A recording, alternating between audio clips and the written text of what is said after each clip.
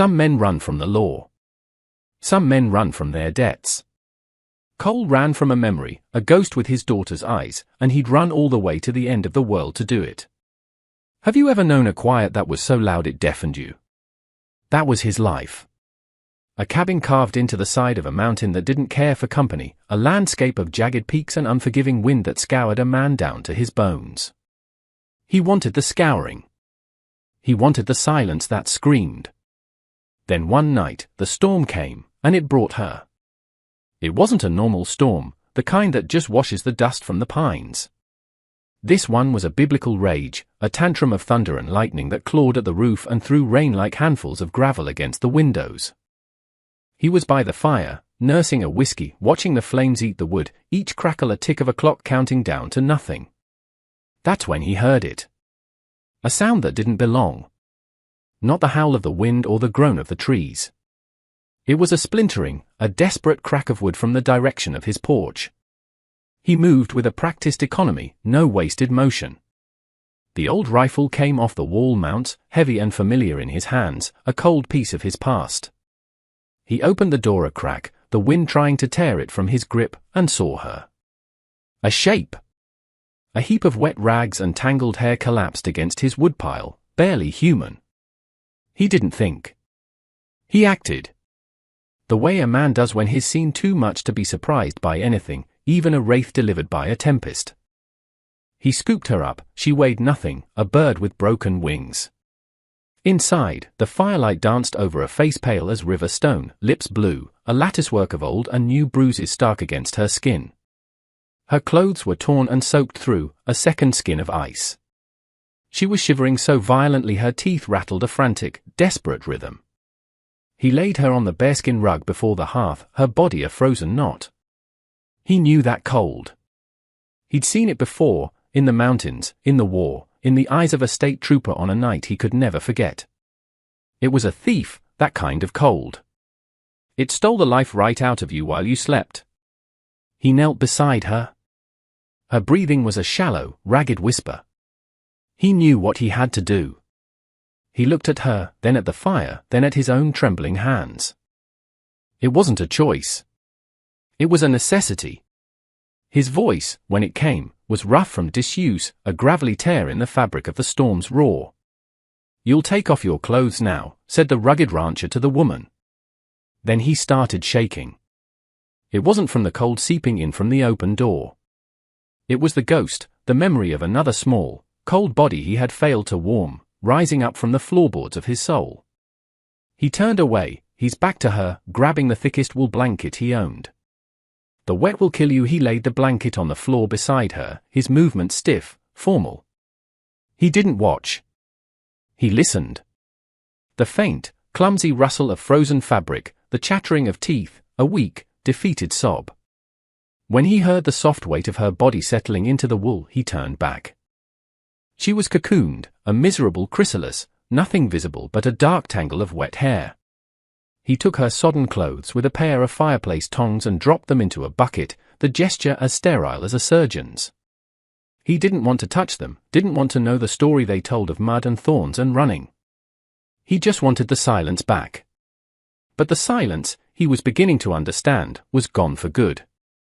He worked through the night, a silent sentinel. He fed the fire, log by steady log, making it a roaring guardian against the cold that clung to her.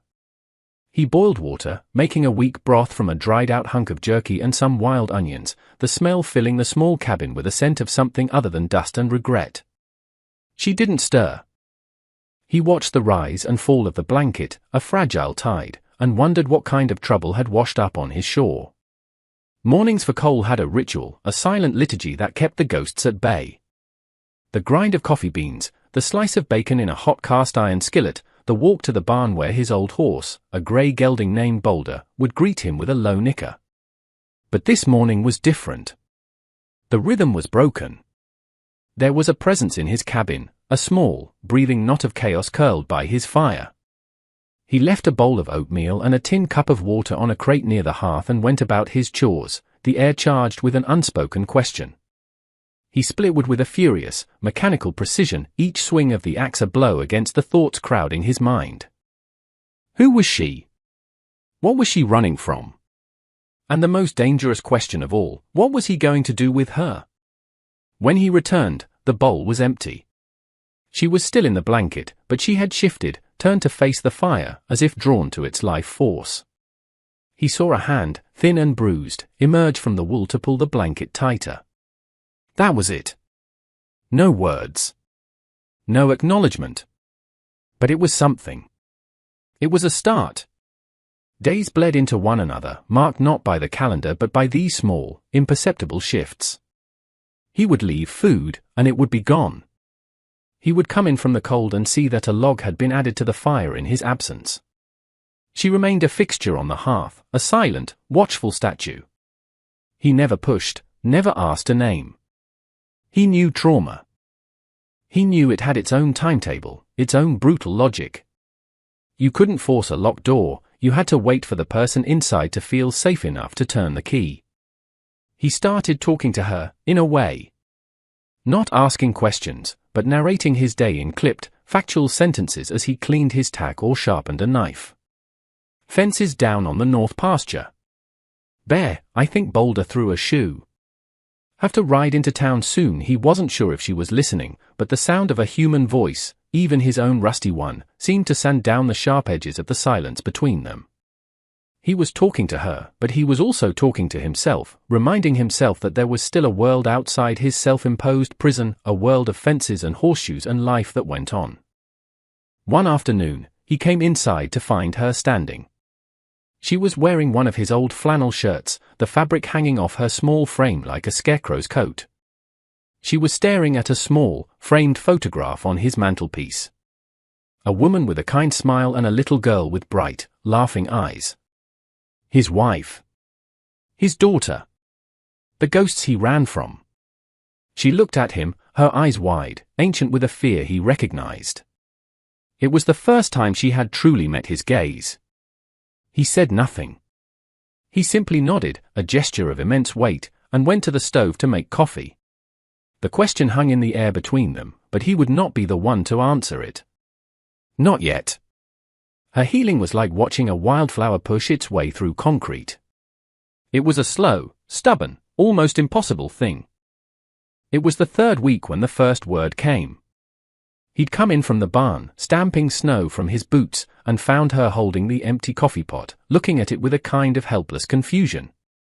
He moved to take it from her. His fingers brushed hers. She flinched, a sharp, violent recoil, and the pot clattered to the floor. Sorry, she whispered. The word was a cracked, fragile thing, barely audible. But it was there. A sound. A connection. Cole froze, his hand still outstretched.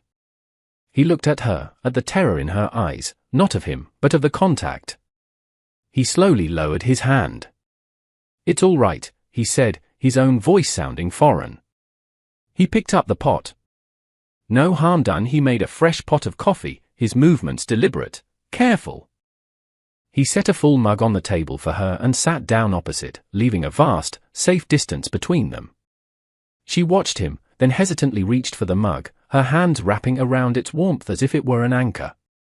Her name was Lena. She told him that a few days later, her voice still a shy whisper. She offered it up like a fragile gift, a piece of herself she was reclaiming. She didn't offer anything else. No story of where she came from or what she had endured. He didn't ask. He just nodded. Cole, he said in return. And with that, they had an identity beyond a man and a woman, beyond a rescuer and a victim. They were Cole and Lena. A strange, silent household on the edge of the world. She started to help. Small things at first. She would wash the dishes while he was outside. She folded his laundry, her movements neat and precise. She started tending to the small pot of herbs he kept on the windowsill, her fingers gentle on the green leaves. A quiet domesticity settled over the cabin, a rhythm of shared tasks and comfortable silences. He taught her how to load the rifle. He didn't explain why. He just took her out back one crisp, clear morning, the snow crunching under their boots. He showed her how to brace it against her shoulder, how to sight down the barrel, how to squeeze the trigger without flinching. Her first shot was wild, kicking up a spray of dirt a dozen feet from the tin can he'd set on a stump. He didn't criticize. He just reset the can. Again, he said. She fired again, and again. Her shoulders ached, and her ears rang, but she didn't stop. A grim determination settled on her face. She was learning to fight back, not against him, but against the fear that had owned her for so long.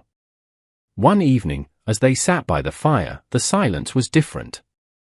It wasn't empty anymore. It was full. She looked at the photograph on the mantel.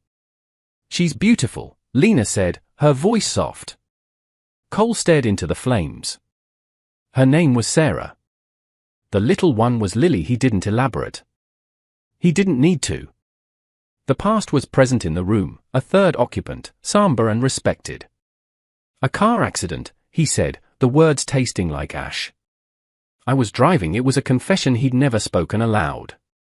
In that moment, he wasn't just a rugged rancher, a hermit. He was a man hollowed out by grief, just as she was a woman hollowed out by fear. They were two broken halves of a whole, sitting by a fire, trying to find a way to keep warm. And maybe you start to realize that healing isn't about becoming who you were before. It's about building something new on the ruins of what you've lost. The world intruded, as it always does. It came in the form of a dusty county sheriff's vehicle, crawling up the long, rutted track to his cabin. Cole saw it from the tree line where he was checking his snares. A cold knot tightened in his gut. It wasn't the law he feared, it was the questions. He got back to the cabin just as the truck door opened. Lena was at the window, her face a mask of stark white terror. She looked like a cornered animal. "Go," he said, his voice low and urgent. "The root cellar." "Don't make a sound." She vanished without a word, the trapdoor closing with a soft thud behind her. Cole stepped out onto the porch, wiping his hands on his jeans, his posture relaxed, casual. A mask of his own. The man who stepped out of the truck was a deputy, young, with a face that hadn't seen enough of the world to be truly hardened. But the man who followed him out of the passenger side was different. He was older, thick-set, with a silver star pinned to a crisp uniform that seemed out of place in the wild country. He had a politician's smile and a predator's eyes. "Sheriff Boyd." "Cole," the sheriff said, his voice a little too friendly. "Been a while." Cole just nodded. Boyd's eyes swept the cabin, the neat woodpile, the curl of smoke from the chimney. His gaze lingered on the window, where Lena had just been standing. "Just making the rounds. Checking on our more isolated residents." The lie was as thin as morning ice. "I'm fine," Cole said. The deputy, Marcus, shifted his feet, looking uncomfortable. He and Cole went back. Not far, but far enough. Marcus knew what had happened to Cole's family. He knew the shape of the man's grief. "Heard anything unusual up here?" Boyd pressed, his smile unwavering. "Strange noises? Anyone passing through?" "Just the wind," Cole said, his voice flat.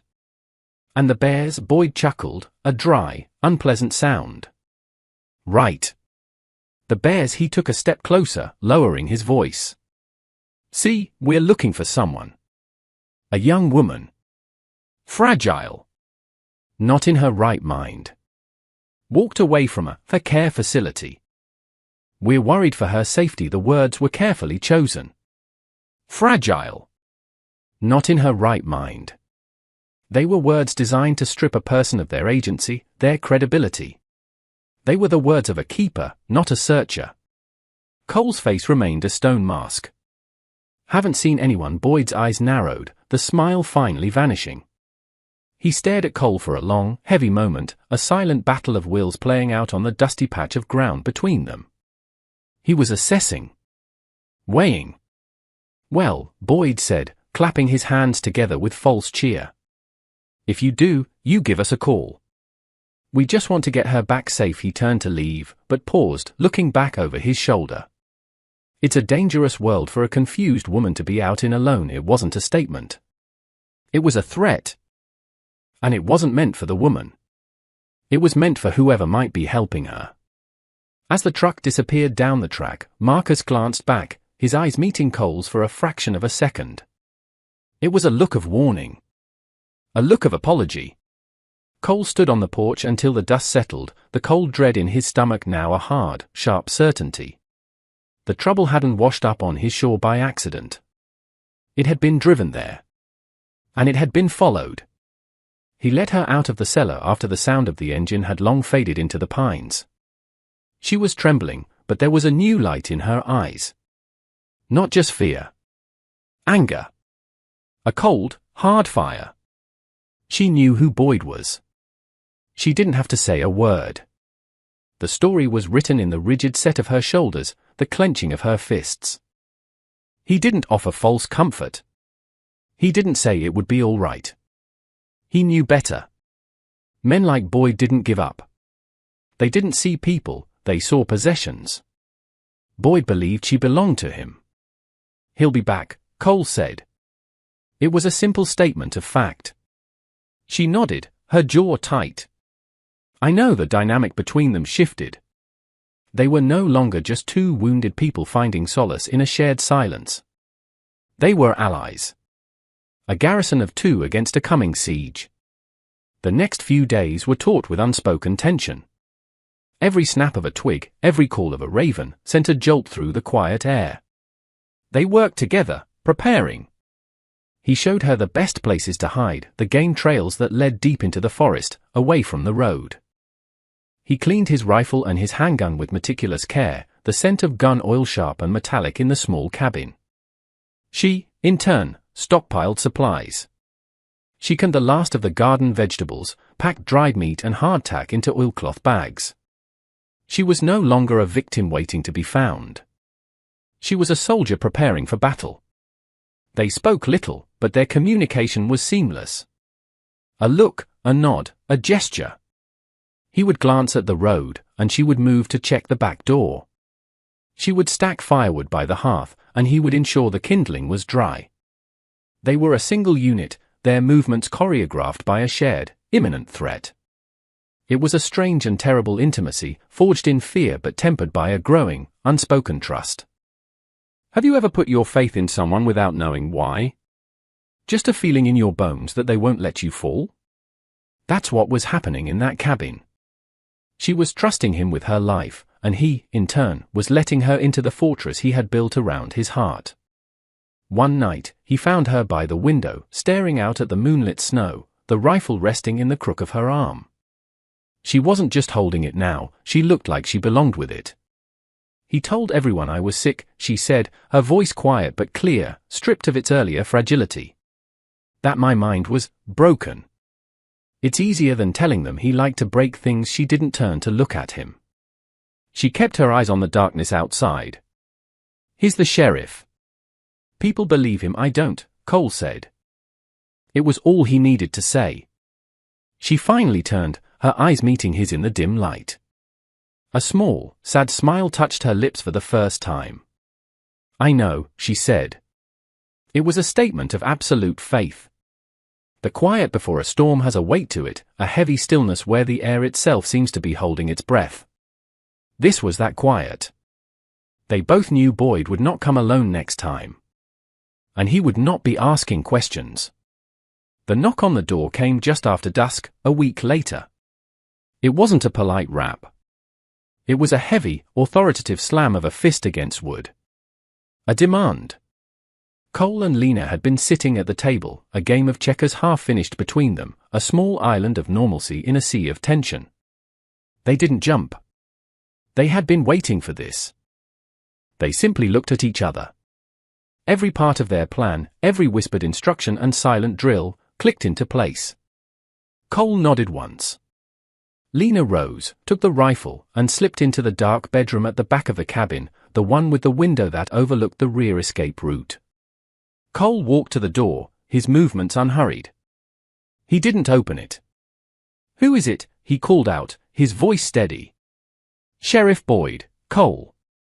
Open the door. We have a warrant. The weir was the part that mattered. Cole peered through the small peephole he drilled that week. Boyd was there, flanked by two burly men who were definitely not deputies. They were hired muscle, their faces impassive and cruel. They wore no uniforms. This wasn't official business. This was personal.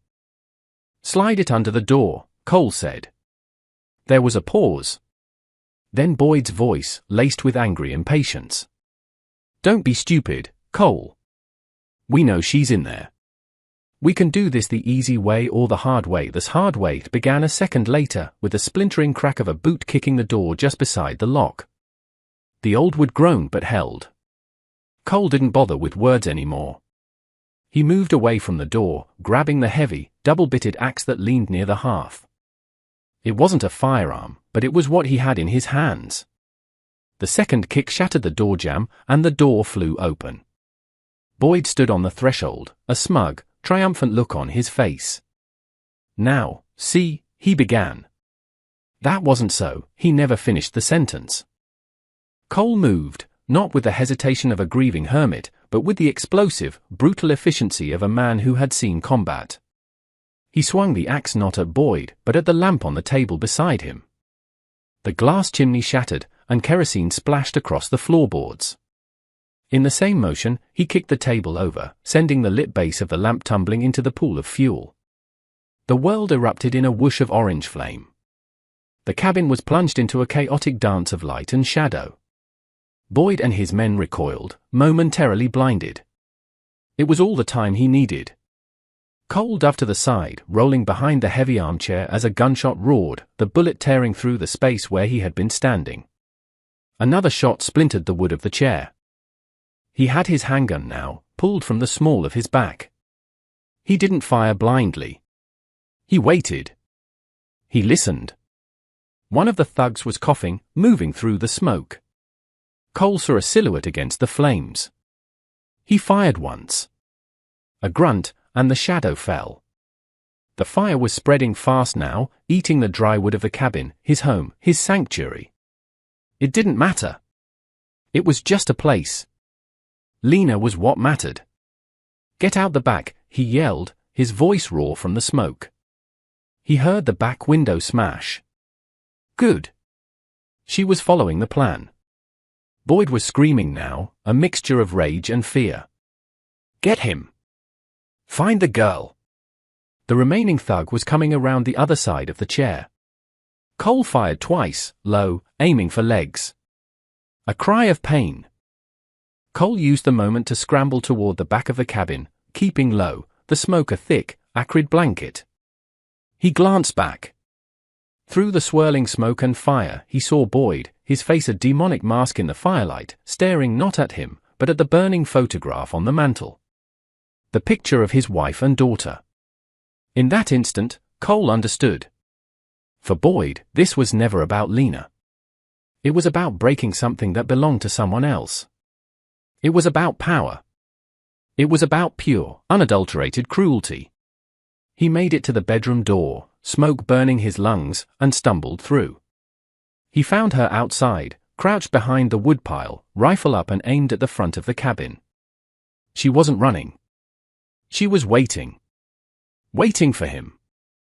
When she saw him emerge from the smoke, her face, stark and grimy in the moonlight, flooded with a relief so profound it was almost painful to see. "Go," he gasped, coughing. "Now." To the ridge she shook her head, her grip on the rifle tightening. "Not without you." The fire was a roaring monster now, casting flickering, hellish light across the snow. It was consuming his past, burning away the ghosts. Maybe it was for the best. Suddenly, headlights cut through the darkness, another vehicle tearing up the track. Not Boyd's. This one was familiar. The county SUV. Deputy Marcus. It screeched to a halt, and Marcus spilled out, his service weapon drawn. But he wasn't looking at Cole or Lena. He was looking at the burning cabin, at the figures of Boyd and his one remaining, wounded man staggering out the front, silhouetted against the flames. "Sheriff!" Marcus yelled, his voice carrying a practiced authority Cole had never heard from him before. "Drop your weapon! What's going on here?"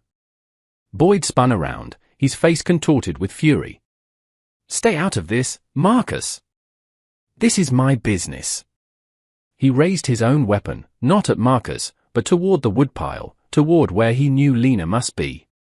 It was a fatal mistake. It's a funny thing about loyalty. It's not always to the badge. Sometimes, it's to the man. Marcus had made his choice. A single, sharp crack echoed in the night air. Boyd staggered, a look of profound surprise on his face. He looked down at the red stain blossoming on his crisp uniform, then collapsed into the snow. The last thug, seeing his boss go down, threw his weapon down and raised his hands, his face a mask of terror. Silence fell, broken only by the hungry crackle of the fire. The brief, violent storm was over. Marcus walked forward slowly, his gun still trained on the surrendered man. He didn't look at Cole and Lena. He kept his focus entirely on the official business in front of him. "Saw the fire from the main road," he said, his voice loud enough for any recording device he might be wearing. "Came to investigate. Found the sheriff and unknown assailants firing on a private residence. I was forced to defend myself and the occupants." He finally risked a glance at Cole, his eyes hard but clear. Occupant appeared to be defending his home from an unlawful entry. Cole nodded slowly, understanding the story that was being written. The official story. The one that would smooth over the jagged edges of what had just happened. Lena lowered her rifle, her arms trembling from adrenaline. It was over. The monster was gone. They stood there for a long moment, the three of them, bound by the strange, violent events of the night. Three people on the edge of the law, redrawing the lines of justice in the light of a burning cabin. The aftermath was quiet. Somber. Marcus handled it all with a quiet efficiency that spoke of a man who had seen things go sideways before. The official report would be a masterpiece of omission and careful phrasing. Self-defense. A sheriff gone rogue. A tragic but necessary outcome. He took the hired gun into custody, his face grim. Before he left, he walked over to Cole. "The cabin's a total loss," he said, stating the obvious. "Yeah," Cole said, looking at the glowing embers that had once been his home. "You got a place to go?" Marcus asked. Cole looked at Lena, who stood beside him, her face smudged with soot, her eyes weary but clear. For the first time in years, he wasn't alone in his desolation. "We'll figure it out," Cole said. It wasn't just a statement. It was a promise. He had used a "we." Marcus nodded, a deep understanding passing between them. "I'll be in touch," he said, and then he was gone, leaving them alone with the dying fire and the vast, silent night. They didn't talk. What was there to say? They had faced the beast and won. They had lost a shelter but found something else in the ashes. Standing there, side by side, they watched the last of the roof timbers collapse in a shower of sparks, a funeral pyre for the life Cole had lived in that cabin. It was an ending. But it didn't feel like one. It felt like the cold, clean air after a fever breaks. It felt like the first page of a new book. Do you believe in second chances? Not the easy kind, but the ones you have to fight for, the ones you have to claw out of the wreckage of your own life. That's the kind that matters. That's the kind that sticks. They spent the rest of the night in the barn, huddled in horse blankets, the smell of hay and leather a strange comfort. Boulder, the old horse, watched them with his big, gentle eyes, a silent, steady witness. Neither of them slept. They just watched the eastern sky, waiting for the dawn. And as the first pale, grey light began to silhouette the jagged peaks of the mountains, a fragile new day began. The world was still a harsh and unforgiving place. The past would always be a part of them, a landscape of scars they would carry forever. But it was no longer their prison. It was just their story. A story of a man who ran from a ghost and a woman who ran from a monster, and how they found each other in the storm.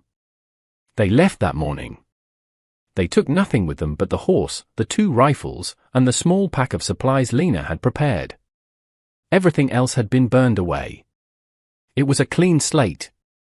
A terrifying, beautiful, clean slate. They walked, Cole leading Boulder, Lena walking beside him. They didn't have a destination. For the first time, that felt less like being lost and more like being free. They walked for hours, the snow crunching under their boots, the silence between them no longer tense or sad, but companionable. It was the silence of two people who had been to hell and back together and had no need for empty words. As they crested a ridge, the sun finally broke free of the mountains, flooding the valley below with golden light. The world looked new, washed clean. Lena stopped. Cole turned to look at her. She was looking out at the vista, a small, genuine smile on her face. Not the sad, haunted smile from the cabin, but a real one. It transformed her. "Where are we going?" she asked, her voice soft in the crisp morning air. Cole looked out at the endless expanse of mountains and valleys, at the horizon that promised nothing but also everything. He thought of the ghosts he had carried for so long, the grief that had been his only companion. He realized, with a startling clarity, that their voices were fainter now, their weight less heavy. They hadn't been burned away in the fire. They had been quieted by the presence of the woman standing next to him. "I don't know," he said. And for the first time in a very long time, the words didn't fill him with despair. They filled him with a quiet, trembling hope. He reached out, not thinking, and his hand gently touched her arm. She didn't flinch. She didn't pull away. She just looked at him, her eyes clear and steady, and she smiled. And in that small, simple gesture, a new story began. A story not of running away, but of walking forward. Together. It's important to remember that, isn't it? That even after the longest, darkest storm, the sun does rise. It always does. You just have to be brave enough to wait for the dawn. Thank you for sharing this time with me. If this story meant something to you, you know what to do. Your support helps keep these stories alive. Until next time, be kind to one another, and don't be afraid of the quiet. Sometimes, that's where we find ourselves.